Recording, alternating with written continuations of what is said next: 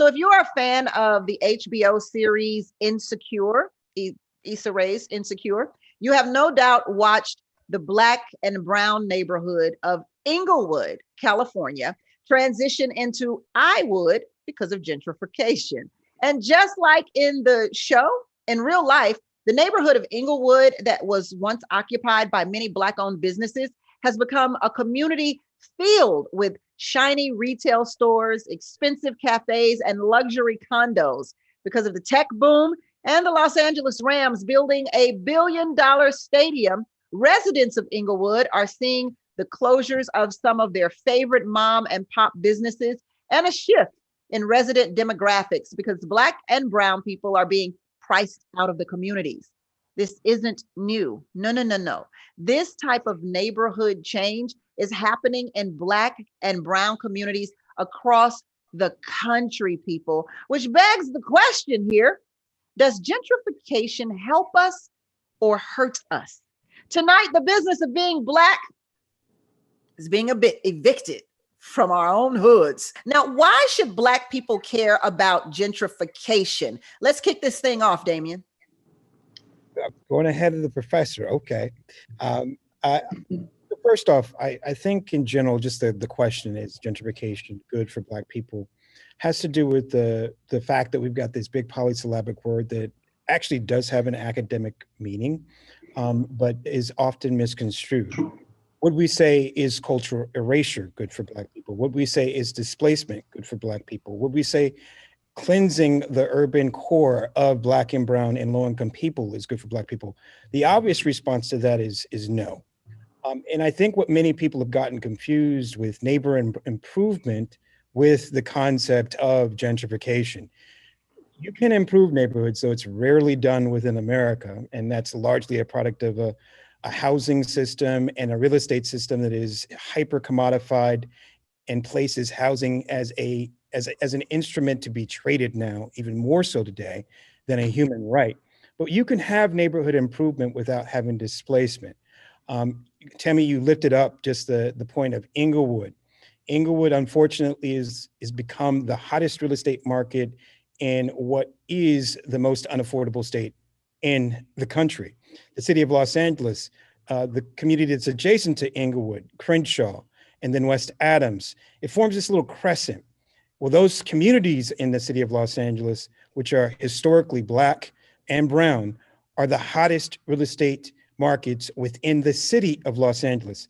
So we're really, when we talk about is gentrification good for Black people in the sense of Los Angeles and Inglewood, it's really a question of whether Black people will be able to continue to withstand the wave of speculation, wave, as you lifted up, of new stadium buildings, the increased tech, the increased creative industry that is historically divested from our communities, our Black communities specifically, and are now investing. And the consequence is we get one-way tickets to Victorville and other places that are far outside the urban core. Yeah, other places like Atlanta. When we talk about other places, Dr. Sutton, let's talk about it. Why should Black people care about gentrification? I think Damien hit all of the right points. I mean, we care about it because we care about our communities, right? And so when we talk about gentrification, I think it's really important to be clear about what we're saying. And you really can't talk about gentrification without talking about displacement. And so we care about this because while I think everybody wants to live in a vibrant community, the challenge that we have is that our Black neighborhoods historically have been disinvested by the public sector, by the private sector. And when the other land masses are fully developed, developers look for the next opportunity. And at this moment, whether we're talking about LA or we're talking about New York, or we're talking about DC, we're talking about Detroit, the next opportunity are predominantly Black neighborhoods. And so what that means is we have a lot of land speculation, we have rising rents, we have inflated prices, at the same time that we have a huge racial wealth gap.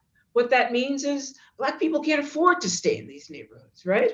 If all things were equal, perhaps we wouldn't care about it in the same way, but all things aren't equal. All things have never been equal. So that means that, Black people are just kind of dispossessed. They're moved out of their neighborhoods. They're displaced from home. And so when we talk about a Black community, that suggests we have some cohesion, that we have a right to remain in place. Well, that's being challenged by this process of gentrification. So let me move to you, Robert. Why do you think it is important that Black people should care about gentrification? Well, I think gentrification has to be looked at from a different perspective. I agree with Dr. Sutton and Damien that what's going on is there is this increase in the expansion of the core where high income people are moving in various cities. And we see it here in the Bay Area. You're seeing it in Oakland next to San Francisco. But I think that's good because what's happening is the people that are sort of have to move to new areas are getting more opportunities. High income people spend income. So if you're an artist, starving artist, you got some kind of music band, or you're just a laborer, you now have much more opportunities. If you're an artist, there are very, very few people that can support you. So you want as many high income people around you. The expansion is just something that happens naturally. In Manhattan, for example, in 1800, the city had 60,000 people in it. Now we've got 1.5 million or something in Manhattan itself. So you can imagine what happened to that core of 60,000 people. If there was YouTube at that time, there could have very easily been a show like this discussing, what's happening to the people that are getting pushed out further in Manhattan. So it's not a bad thing. It creates more opportunity for everyone, is the way I see it. So Black people should care because it creates more opportunity for them. Kiera, you agree? So I think the challenge is, and speaking as a developer in Baltimore and one of the probably last remaining cities to really have a start in a push of seeing gentrification and really seeing the impacts of that, I think the only way that people can benefit, Black and Brown people can benefit from gentrification is when they have ownership, right? And so ownership in several different ways. One, through what we always say, right?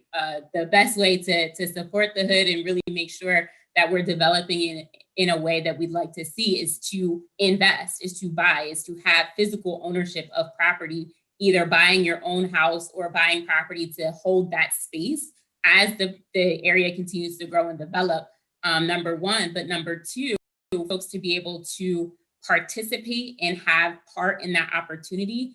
They also need to be part of the conversation when it comes to having development in those areas, right? So the artist should have the opportunity to, really help to provide insight on their coming, be able to have a say in what their communities are going to look like so that they can stay and be part of that. I always say we love to walk our dogs and go to fresh food stores on the corner just like anybody else, but we also need to have and be able to hold that space so that we're not getting pushed out, but being able to stay in our communities through the challenging times of disinvestment, through all of those times of having those wonderful opportunities there. And currently in a lot of cities, we're not able to do that because we don't have ownership. And so we really need to see the opportunity in our neighborhoods first and not wait for people to come in and tell us that our neighborhoods have value.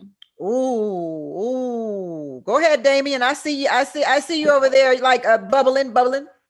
So, I mean, I think it's great in concept to think that as owners of a community, you can benefit from community change. But look, the Crenshaw corridor, and I'll speak to it specifically, is both home to the richest Black community in the United States, which is View Park, and abject poverty. Now, if even here, and that's largely a product of systemic racism where Black people were forced to live in certain communities to where you have as diverse a mixed income community as you do in Crenshaw. But even in this mixed income community, even with having the most affluent Black community in the United States, over 60% of the residents are renters. The vast majority of the small businesses are in properties that are not owned by them and are not even owned by people that look like them. So those who are frequently being put in forced to be pushed out and not able to, say, so to speak, participate in the upgrowth of the community are disproportionately Black. And that's a product of that wealth gap that Dr. Sutton was talking about earlier. I mean, I live in Leimert Park. I've lived here for 27 years. I remember when my family initially thought about buying a house in 1999 on the flagship street. It was around $200,000. Today, those homes go for over 1 million. There just aren't enough Black people in the city of Los Angeles that can both put a down payment, let alone carry a note to be able to say this historically Black community in this city that was literally founded by the majority of people from African descent can be able to remain. So it's a challenge when we see these changes take place and this upgrowth takes place and these housing prices increase and rent prices increase. And just by nature of historic discrimination, structural racism, we don't have the resources to compete. I want to talk about those resources when we return, because Kiara makes an exceptional point here. And I hear you, Damien, when you say we don't have the resources to make these purchases, to be owning it. So I want to know then, does that mean that Black people from the beginning, when they created these historical neighborhoods, did they not own anything when they moved into those neighborhoods, or did they themselves sell out of those neighborhoods before gentrification even began? So let's talk about the responsibilities that Black people have when it comes to gentrification when we return on the Tammi Mac Late Show on Fox Soul. Let's go to some of our soulmates right now who are chatting live with us. Ryan Devon says, I'm here live to hear what y'all have to say about gentrification since it's my master's thesis topic. So I hope you get some info tonight, Ryan. And then DJE says, this is true. We can barely afford to live in LA as it is. I had to move to the IE because of it. That's Inland Empire. It is outside of Los Angeles County. And then Jay the Boss says, I'm taking economic class this semester and Black business and knowledge is key. So he's looking for some knowledge on this gentrification when it comes to economics. With us tonight, please welcome Damian Goodman, the founder and executive director of Crenshaw Subway Coalition. And then Dr. Sutton. Hi, Dr. Sutton. Thank you for being here with us, who has a book called Buy Black, Race, Retail, and the Politics of Neighborhood Business Survival. And of course, we've got Robert Wenzel, who also has a YouTube channel. It's Robert Wenzel Talks Economics. And so that economics student, Robert, will get a lot of information from you today, I'm sure, right? That's the place to check that out. The co-founder of Charm City Buyers, Kiara Gray, is also with us. So are Black people responsible for gentrification? I mean, Kiara made the point earlier in the show that people come in and they begin to buy our businesses and they begin to buy the homes and they begin to buy the complexes that, that have renters. But are Black people themselves buying these properties, or are they buying them and then selling them? Are they selling out themselves? And is that why gentrification has become a part of these communities? It makes me think of Bob Johnson, who sold BET. And every Black person was like, Bob Johnson sold BET to the white man. Oh, no. Am I hitting this anywhere, Dr. Sutton? No, I don't think so. I think it's very different. I think it's very different. Part of it is because you have to historicize, right? You have to think about who had the resources to purchase and when. Right. And if we go way back and think about things like redlining or contract sales or racial zoning, right, that meant that Black people were always in a really precarious position. So you may live in a home and you may think you own it, but you actually are constantly in a position in which you're trying to pay something off and the interest is accruing and you don't really own it because you weren't able to get a legitimate loan. Right? Because the banks were not giving loans to you. So you had to go through some kind of black market, so to speak. So that is a big part of our history in terms of urbanization and how we came to kind of situate ourselves in cities.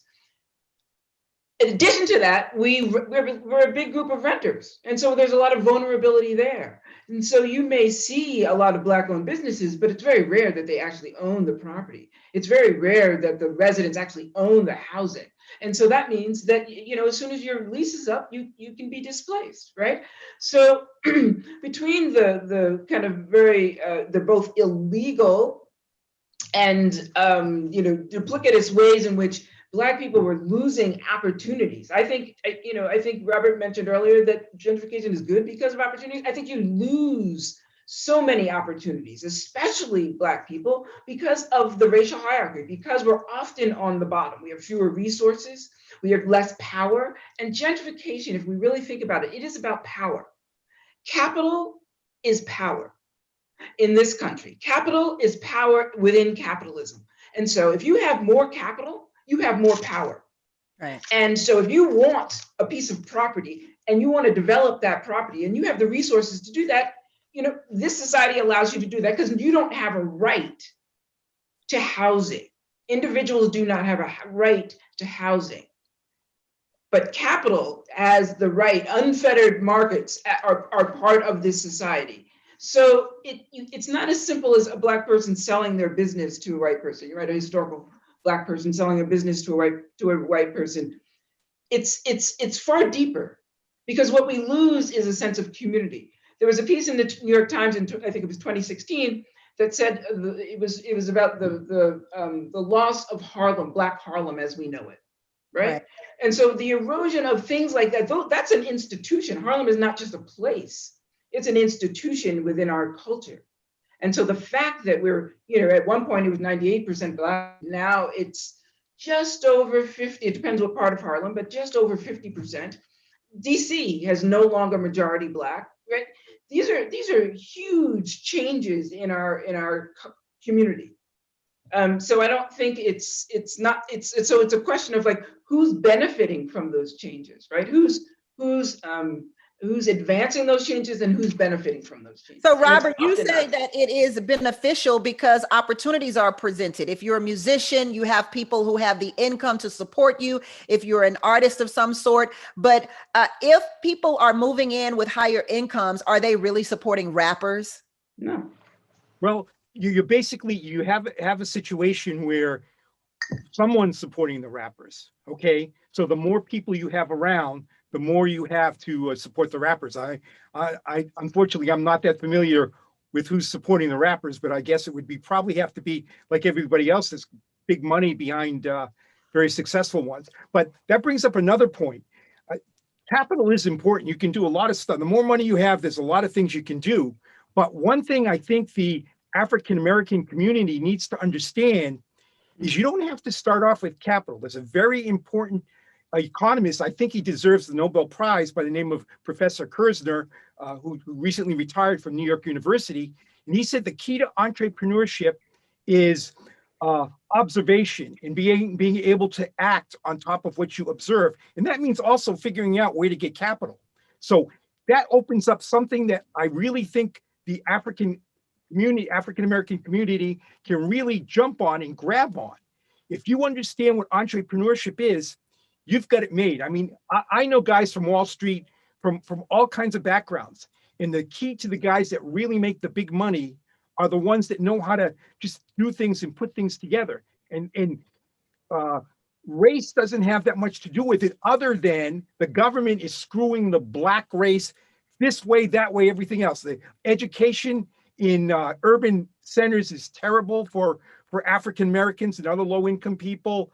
The minimum wage prevents kids from getting their first job so they can actually see what goes in a job. I mean, it's terrible. Then the only thing left for some of these kids is to sell drugs. And then they make the prison terms so high that it makes sense for them to go shoot each other rather than get damaged by a court case. I mean, well, you went down a long road there, Robert. You went down a long road there, Robert, but I think Damien wants to respond for sure. I don't even know where to start. I mean, first off, the minimum wage in the Black community is largely occupied by people who are not youths. A large percentage of Black people who are on minimum wage, I can say at least in the cities of like Los Angeles, are working class people with families. people with children. But I think in general, just backing up a little bit to the previous question, I like to call, in so many respects, many of the homeowners that are in certain difficult situations, not so much homeowners, but bank tenants. Someone else owns their property. And this is where we talk, to bring it to the point of capital. A vast majority of people who do end up selling their homes, and it happens regularly, are doing so because the only source of capital for Black people, given that we've lived in a country that has historically suppressed the creation of Black wealth, for the exploitation of Black labor, for the creation of white wealth, is the home, right? So when Big Mama passes, it's a difficult situation for those that are struggling it's a difficult choice for those that are struggling in so many ways to say, we're going to hold on to it and find all type of ways, versus just cashing out and splitting that $500,000, if it's even that, 5 different ways. Because we've been historically not allowed to participate fully in the entrepreneurial environment and build our business. We've not been allowed to participate fully in the other ways in which you can create wealth within America. So even just thinking that people are selling out, well, I mean, I don't see the We Buy Houses for Cash signs in the affluent communities. They're only in the Black and brown communities, in low-income communities, because they know that ends up being, for many families, the only source of wealth.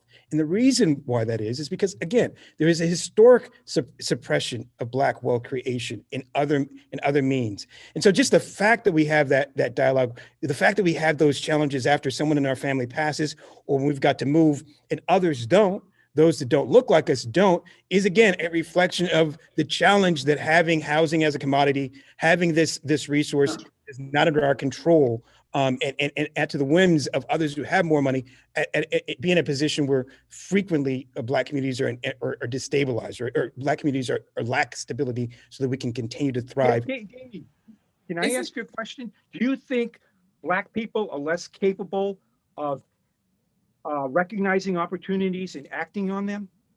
I think no.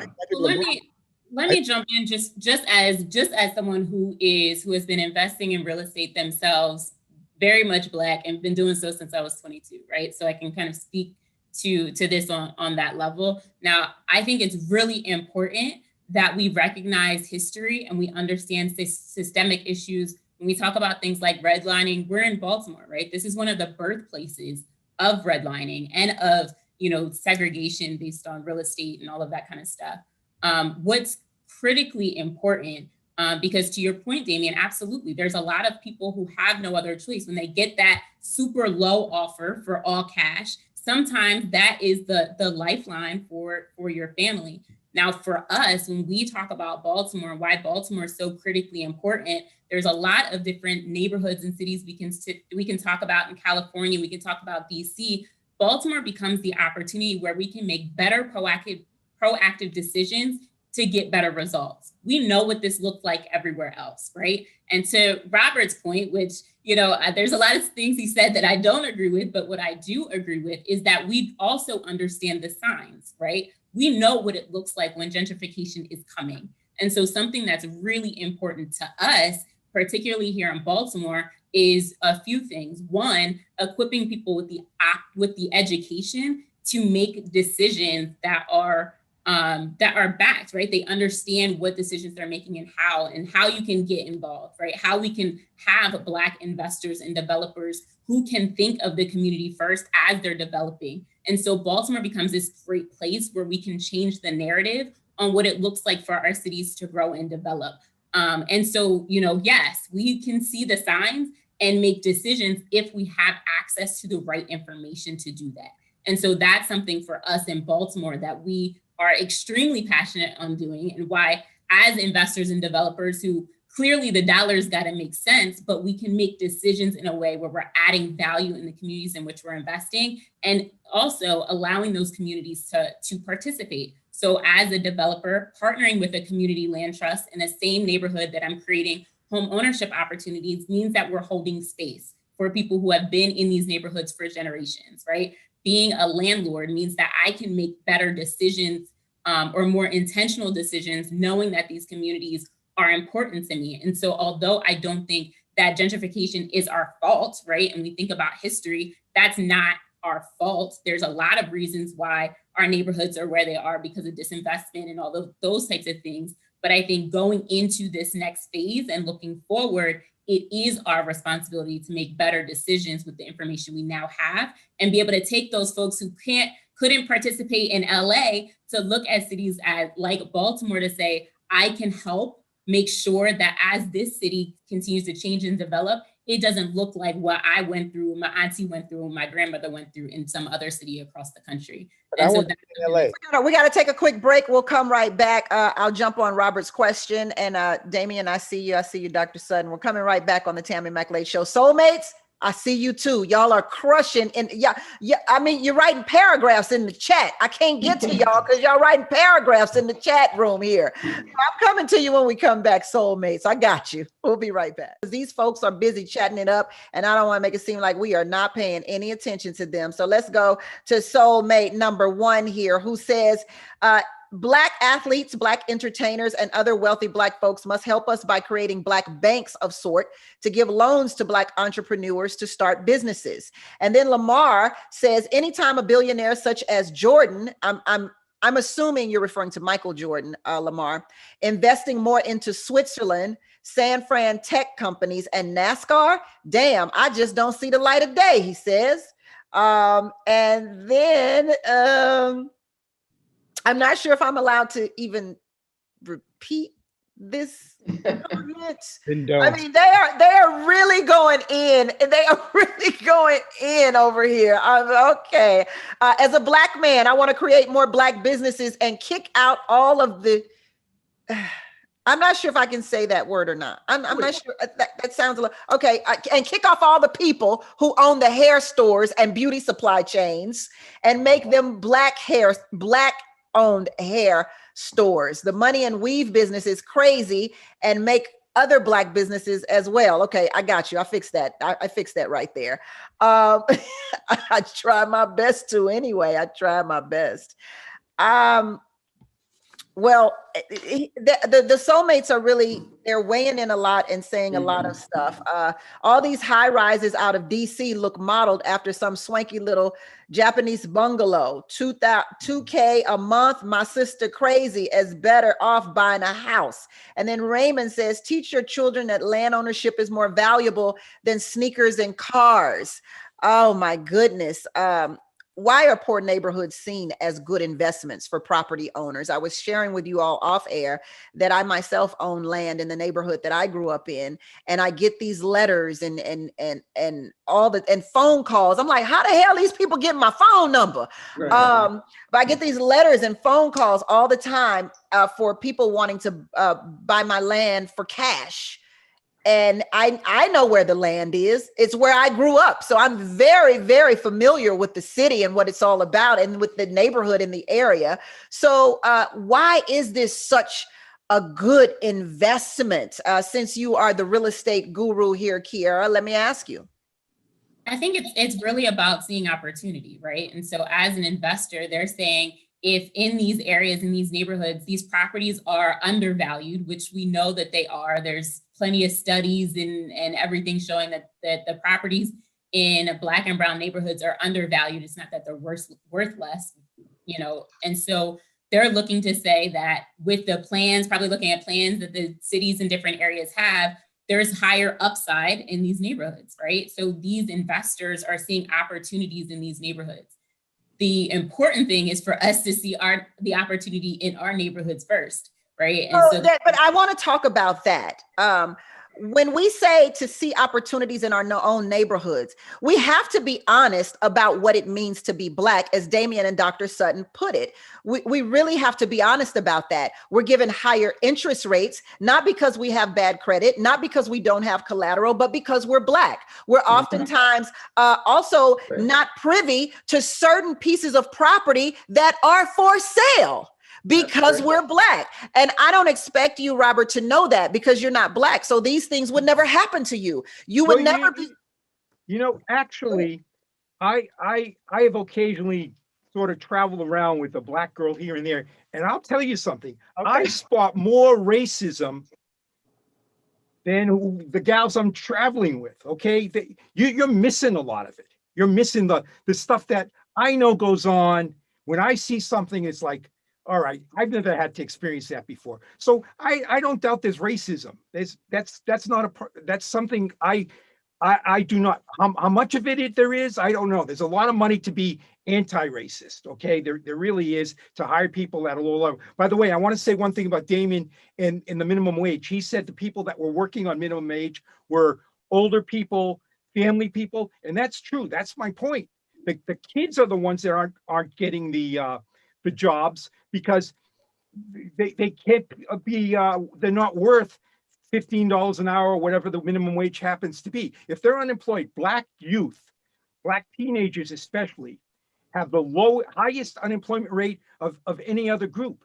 And that's because the minimum wage is hurting them to the benefit of people that work with the government to sort of keep them out. It's a terrible thing. But I don't doubt there's that racism thing. But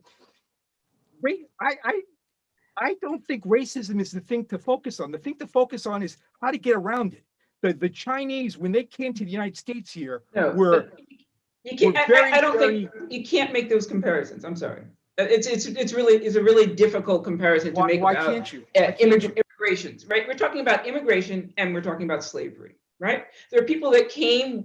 They chose to come. And there's another kind of group of people, those African Americans, for which they were chattel slavery. Right. And they were here 400 years in which the labor is free labor. The whole entire country is built on the back of this group. Right. And so there have been no reparations. I really have to object with that. I don't think the entire. You object? That's a fact. That's just a fact. I don't think there's anything to object. Well, I'm not saying there wasn't slavery. I'm just saying that is not the driver of what created the United States of America. Okay. Slavery was bad. It was here. It was not good. Okay. It really. So, I mean, Well, so you're I saying don't think we have anywhere to go if we feel like slavery was just something that had happened. it's something that happened, it didn't have a big impact. I don't know where we go from there. I mean, you just factually inaccurate. I mean, you just inaccurate. Well, I right? think, I think, and I don't want to harp too much on racism since that's not what the show is about. But it does become a part of the American fiber when it comes to Black people, Robert. And so when you say we should find a way to get around it, you put the problem of racism on the Black person, whereas we did not create that problem, but you're making us find a solution to it. And that's kind of unfair to say, I know you can't buy a home because there's racism, but find a way around that when people like you, or even the Chinese, don't have to find a way around it. And I think that is the very point that Dr. Sutton and Damien are making, is that we always have to find a way around something. We have to find a way to get a loan. We have to find a way to be okay with the fact that the banks won't give us business loans, and look at the opportunities that entrepreneurship brings to us. We always have to find another way, as opposed to just being able to have access to the American way. And I really think that that's unfair to put on Black people. Go ahead, Damien. Well, I mean, so I'm gonna stick to gentrification here. This can go a variety of ways. I'm happy to come back and discuss systemic racism and the minimum wage. And there are other people that are far more qualified to talk about that. I focus on gentrification. And I think there were a couple points that had been lifted up kind of in the past. And one of them is just this concept of opportunity. And it's similarly, people talk about progress, community progress and opportunity. And the question becomes, opportunity for whom? Progress for whom? Yes, there is quote unquote opportunity in places like Baltimore right now, but why? Because it's a city that has historically been divested from the public and the private sector. And maybe people are speculating that there'll be new investments within a city like Baltimore that will provide greater upside, right? Similarly, the pressure that's happening in places like Los Angeles, people are investing in buying homes that were quote unquote traditionally undervalued, but undervalued from what perspective? That home I talked about before that was $200,000 20 years ago and is now over $1 million. It wasn't a second floor added. They didn't put, Donald Trump didn't go in there and gold plate the bathtubs and and add, chandeliers that look like they belong in the Vatican. No, there was a speculative process. There were policies that were made by elected officials, aided by private forces, to say, we're going to put in transit to make an area more attractive. We're going to put in these many things that long time residents have been asking for a while, but previously have not been gotten. And it's a really horrible thing, when you're in a community that has been divested, doesn't have the services, and you then see those services come, but they come at the consequence of losing the fabric of that community. They often come at the consequence of being made houseless or displaced. And that's, I think, in so many respects, the challenge when you have an environment where people can be displaced because they have less money, because there are others that have a 50-yard head start and a 100-yard dash because of a history of systemic racism in this country. Urban revitalization, is that the same as gentrification, Dr. Sutton? No, not really. I see them quite different in the sense that when I think of revitalization, I think of something that's coming from the community, that the community has voice in the change process, and they're able to stay in place once the neighborhood changes, right? Whereas gentrification, a key component of gentrification is displacement. And so that means that people are being pushed out, people and their businesses and families, all of that. The culture of the neighborhood is disrupted. So you can have a vibrant, everybody wants a vibrant and revitalized neighborhood, right? I think we all want to live in that way. But we also want to create that community and keep that cohesion, and we want to remain in place often. So yeah, I see them quite differently. Robert, how do you feel about urban revitalization? Is it the same as gentrification or not? Yeah, I agree with Malcolm X on this kind of stuff. Anything that white liberals and government are trying to throw at you with revitalization, watch out, it's not going to work. You're better off just leaving it to free markets, being entrepreneurial about it, create that spirit, create jobs, create opportunity, work hard, and quit getting the government messing up with you, because it hasn't worked. I mean, I'm for the abolishment of income taxes for Black people. I find it outrageous that they put you in slavery for so long, then they let you out and they tax you to keep you a slave. It's ridiculous. Income taxes for Black people should be gone immediately. I mean, that's what you got to do. Keep the government out of this stuff. Well, we can agree on that. I oftentimes say on this show that a part of reparations should be no taxes for Black people. Damien, how do you? Now, Tammy, I got to say, on reparations, it's a little bit different, because if you start giving things to people, I already told my Black friends, I know which guys are going to throw the big parties with them. I know where I'm going to hang out. That's not the answer. We're on the right path. Well, no, you missed what I said, Robert. I said I believe that no taxes should be reparations for Black people. So we're saying the same thing. I'm with you 100%. We're saying the same thing. And maybe people who identify as Black also, but that's another discussion. No, I ain't giving it to nobody who identifies. You can miss me with that. If I cannot identify as white and go get a business loan, then nobody is identifying as Black in my book to get reparations. I'm gonna tell you that right now, my brother. Kiara, urban revitalization versus urban revitalization versus gentrification. Are they the same, or is it much like what Robert said? I think having participation is very important, right? And so even when you think about urban revitalization, the way Dr. Sutton described it, it's kind of working within the community. And I think at least how it works here, a lot of times you have to work through the community to do a lot of the projects and a lot of the developments, right? And so sometimes there's some overlap, but at the end of the day, in my book, the community should always have a say in part of whatever is going on in their own neighborhoods. Mm-hmm. Yeah. So Robert, I want to come to you again. Is gentrification a necessary step in urban revitalization? Well, I see urban revitalization as different than, I think that's mostly about government trying to, Malcolm X warned about this stuff. Do not trust the government, do not trust white liberals, and they're not there to help you. As far as gentrification, I just see that as an expansion of the urban core, which benefits more people around the core. I don't see it as a problem, and it's all kinds of things. I wanna ask you a question. Since we're talking about expanding the general core of the African American neighborhoods, so when Black people live in a certain area, the value of that area is decreased. But when it's gentrified, the value of that area increases. How do we explain that? Well, I think it's mostly a case where some people like to live within the groups that are this. I happen to, I can live with all kinds of groups and all kinds of races. I think it's interesting. Different cultures are interesting. So it's a different situation for me. But some white people like to live around white people. Black people like to live around Black people. And what's really the key, though, is the kind of people that are moving in are people that are urban core people. That means they're very professional, professionally paid, high paid people. And it's just that expansion of that group, regardless of what background they come from.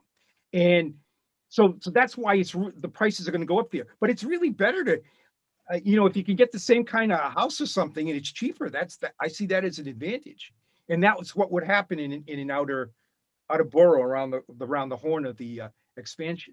Damien, should cities invest in and neighborhoods to enrich Black businesses and Black culture to create their own versions of the Chinatowns, the little Italies, the little Ethiopias? Well, I mean, you just said it. If we have Chinatowns or little Tokyos, and other communities have their own cultural bases, absolutely, Black people should have the same. We're part of those processes here in Los Angeles, or Leimert Park again.